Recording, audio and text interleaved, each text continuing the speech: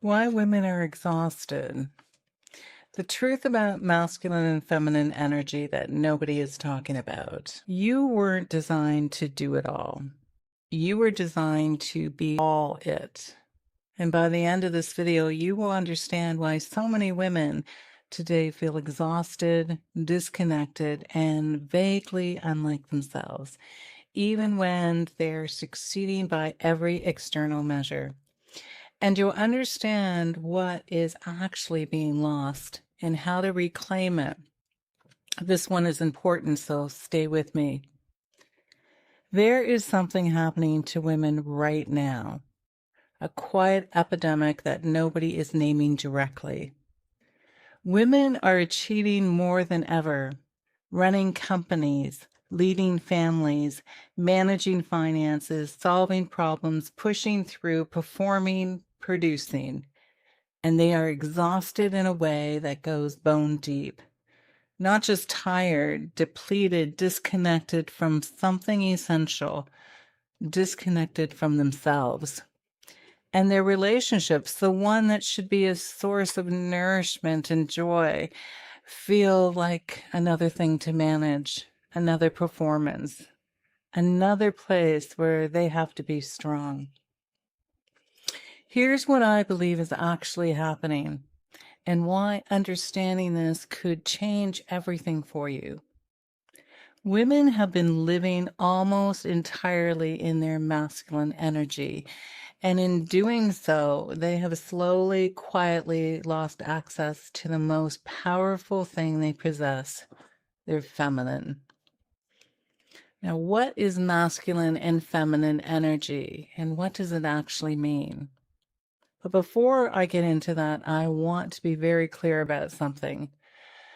This has nothing to do with gender roles, nothing to do with politics, and nothing to do with women being less capable or needing to step back. Masculine and feminine are not about men and women. These are energies, principles, ways of moving through the world. Every human being, regardless of gender, carries both. And the healthiest, most vital, most alive human beings have learned to move fluidly between them. Masculine energy is extraordinary. It is focused, driven, decisive, protective, action-oriented. It builds, it pursues, it provides. Now, the feminine energy is equally extraordinary, but it moves differently. It receives, it feels, it's intuitive, it's nourishing. It creates a place of flow rather than force. It connects, it restores. It is the energy of presence, of depth, of being rather than doing. Now, neither is superior, and both are essential. The question isn't rather to have masculine energy. The question is, have you lost the access to your feminine? And for most women in the world, unfortunately, today, the honest answer is yes. So how did we get here? Well, let's look at the pattern. For generations, women fought rightly, out of necessity, courageously for equality in a world built on masculine principles. In the workplace, in leadership, in the right to be taken seriously and to survive and succeed in those places, women learn to operate by masculine rules. Push through, don't show emotion, be rational, be strong, don't ask for help, don't be too soft, don't be too feeling, don't be too much. And they succeeded brilliantly, but something happened in the process. The very qualities that make feminine energy extraordinary, the sensitive, the intuitive, the emotional depth, the receptiveness, the capability for deep connection started to feel like liabilities. So women suppress them at work and at home because we can't disconnect or separate our energies so neatly. in our bodies, in our relationships, in the way they move through every single day. And now an entire generation of women is running on masculine energy almost exclusively, doing, achieving, managing, solving, fixing, with almost no access to the restorative, the receptive, the deep, nourishing energy of their feminine. And they are paying for it in their health, in their relationships, in their bone depth exhaustion that sleep doesn't fix. In the quiet feeling that something essential is missing. Now, I want to talk to you about what the world actually is losing when women lose access to their feminine energy. Because this isn't just a personal issue. I believe this is a collective one. The feminine brings qualities into the world that nothing else can or replicate. It brings the capacity for deep empathy, the ability to feel what another is carrying and to respond from the heart rather than the head. It brings intuitive wisdom, the kind that doesn't come from data or analysis, but from a deeper knowing that has been navigating human experience forever. It brings the capacity for true intimacy, not the performance of connection, but the real thing, the kind where two people actually meet each other. It brings timeless, eternal wisdom, that understanding that life is not linear, that rest is not laziness, that unraveling is part of creation, that winter always precedes spring, and it brings the energy of receiving, which is not passive. Receiving is an art. It is the capacity to let love, abundance, support, and joy actually live, to not deflect, to not immediately give it away, to actually take it in. And here's what happens in relationships when women lose access to this. The polarity collapses. In any deeply alive relationship, romantic, familial, family, even professionally, there is a dance between the masculine and the feminine energy, the push and the pull, the giving and receiving, the strength and the softness. When a woman is operating completely in her masculine and her partner, her children, her colleagues are also in their masculine, that dance disappears. What remains feels like a business arrangement, functional, managed, safe, but not alive, not nourishing, not what either person actually is hungry for. In my work through the love intelligence method, I see this pattern in almost every woman I've worked with. And what I've come to understand is this. The over-reliance on masculine energy in itself is a pattern, a protective pattern, because feminine energy in its full expression requires vulnerability.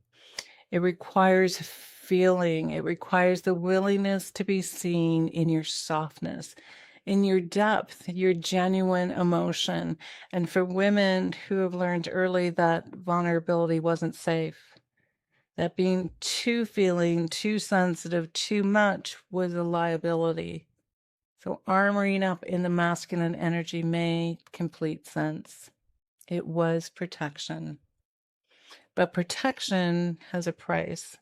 And the cost is that you cannot be both armored and intimate. You cannot be both at the same time performing and presence.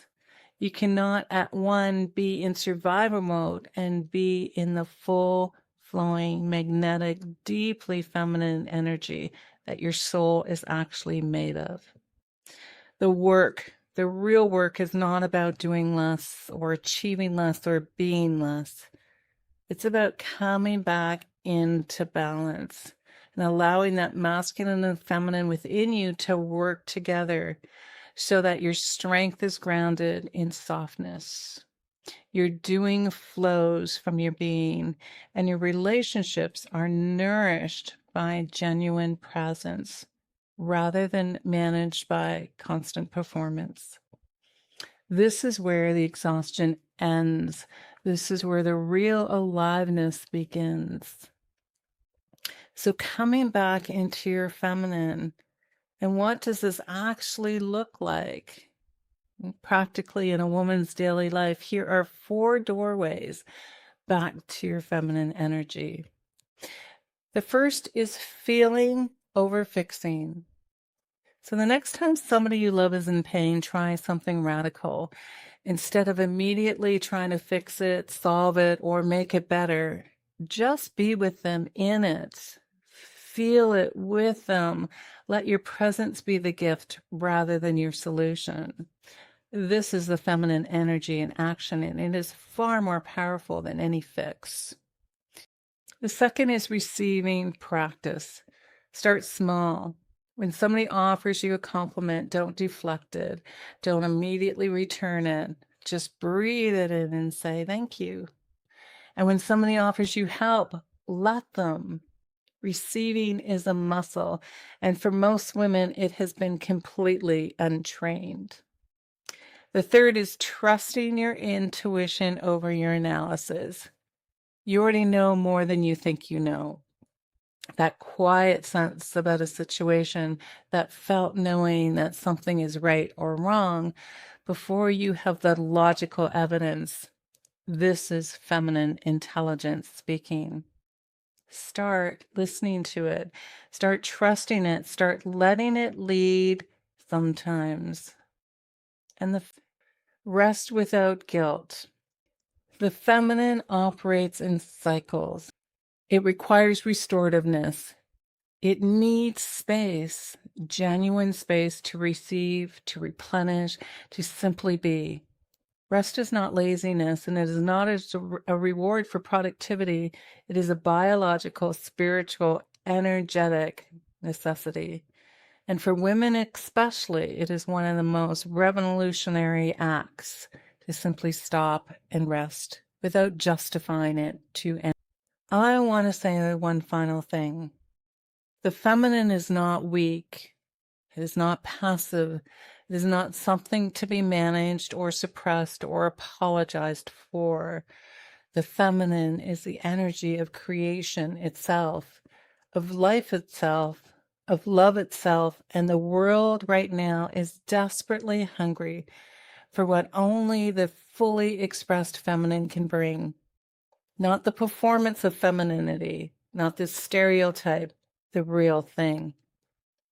The depth, the feeling, the wisdom, the presence, that love that doesn't need to be earned because it flows from an inexhaustible source within. That is what you carry. That is what the world needs from you. And that is what is becoming available when you finally come home to yourself. If this resonated, if something in you just exhaled, please subscribe, because this conversation is just beginning, and I promise you what's coming next goes even deeper. I'd love to hear from you and tell me, did you recognize yourself in this? And where have you felt yourself armored up? And let's talk about it openly, honestly, without judgment. Share this with a friend who needs permission to come back to their feminine self. And when you're ready to do this work, to actually reclaim that fullness of who you are through the Love's Intelligent method, then reach out. Let's have a heart-to-heart, just you and me, because you haven't missed your story. You're just about to begin. Love is the way back to self. And don't forget, love is your magic.